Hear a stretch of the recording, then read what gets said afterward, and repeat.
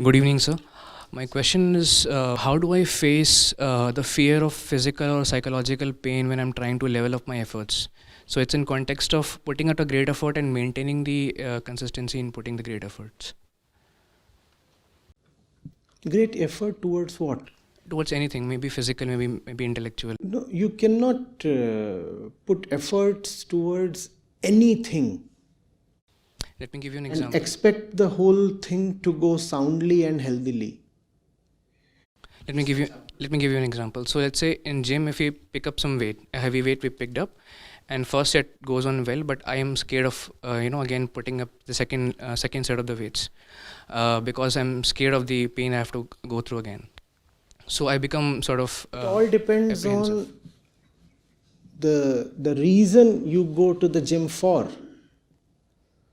See, if you will talk to gym owners, they'll tell you that the dropout rates from gyms are unbelievably high. And that's the reason they try to lock you in through long-term membership programs. Huh? They'll say 2 months, a high amount, 6 months, a comparatively lower amount on a per month basis. Come on, you enroll for an year and then you will get a good deal. Why do they need to do that? Because they know very well that unless you lock yourself in for an year, you are likely to drop out by the end of the first or second month. Why does that dropout kind of thing happen? Because we do not really know what we are going to the gym for. And that's the reason why there is then demotivation and lack of energy. Do we have clarity of purpose? Do we have a goal worth striving for? And if you have that kind of a compelling and beautiful goal, the goal energizes you. The goal keeps you on track. The goal makes it impossible for you to drop out. Now, without having a goal of that sublime quality, if you still want to keep striving, it will become very difficult for you. And that's the reason most people find themselves short of energy and enthusiasm.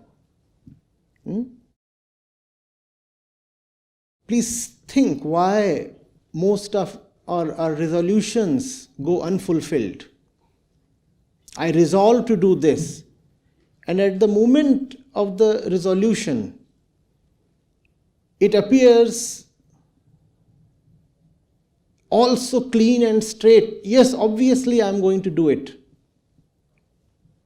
Just 2 days later, you find your mind is elsewhere. Because whatsoever you are trying to do does not really arise from your deepest inner clarity. It comes from some kind of an influence from somewhere. And influences are aplenty. If you can take up the gym because you are influenced, you can equally well drop out of the gym because you are influenced. Got carried away by one wave and entered the gym. But the ocean of life just keeps waving endlessly. Another wave comes and drags you out of the gym. Did we really enter the gym on the legs of our own solid clarity? No. We were swept in. And if one thing can sweep you in, the other thing will definitely sweep you out. The same thing happens with most other things in life. Enrolling for a course,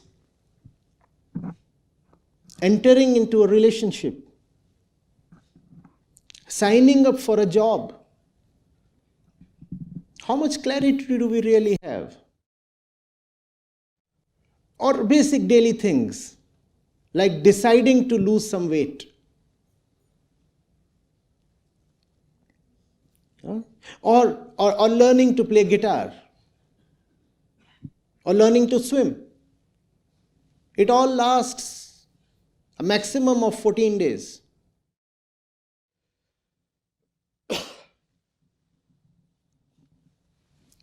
And life keeps presenting us with such evidences, and yet we do not bother to stop and ask what's going on.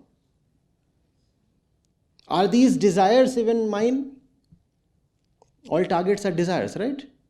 Are these desires even mine?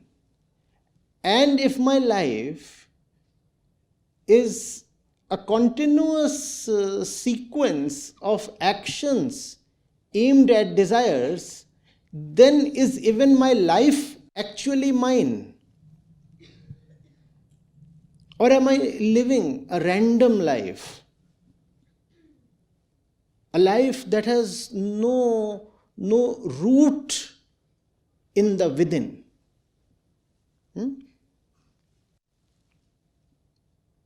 Then in some sense we are not even alive.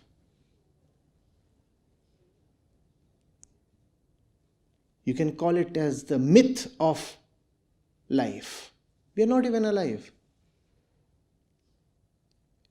Why not? We are not alive? Because there is no solid inner center called the I. No, that is not there. It's intriguing and beautiful. Vedanta calls the ultimate truth as I. Atma. Think of it. Why should such a peculiar name be given? Why should these two be equated? How can Satya and Atma be one? But that's what. If there is no unconditioned self within, then there is only falseness in entire life.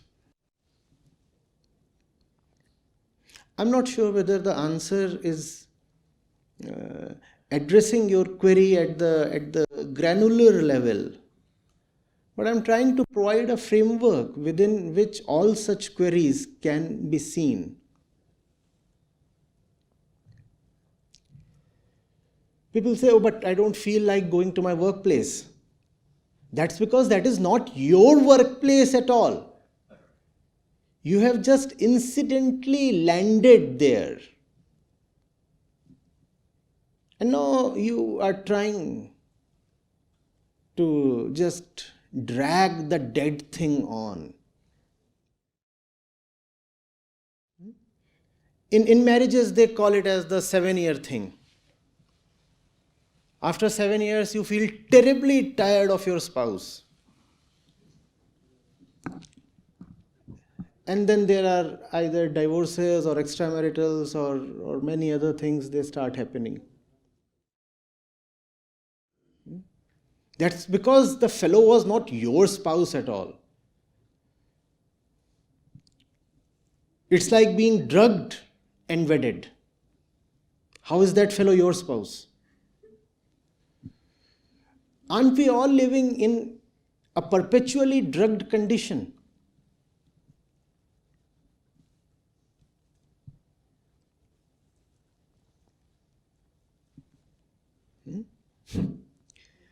So, questions to think of. I'm not sure these are answers in the conventional sense.